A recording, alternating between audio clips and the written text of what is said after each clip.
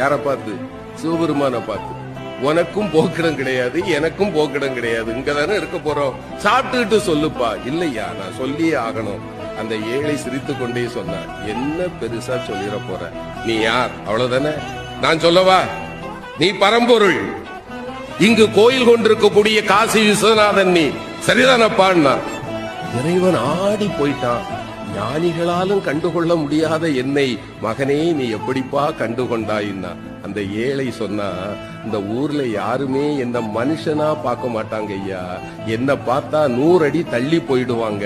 ஆனால் என்னைக்கு சமமாக அமர்ந்து அழுகி போன என் கையில் இருக்கிற உணவை கூட உண்பதற்கு ஒருவன் கையேந்துவான் என்றால் என் கருணை கடலே, உன்னை தவிர வேறு யாரால் ஐயா இது முடியும்?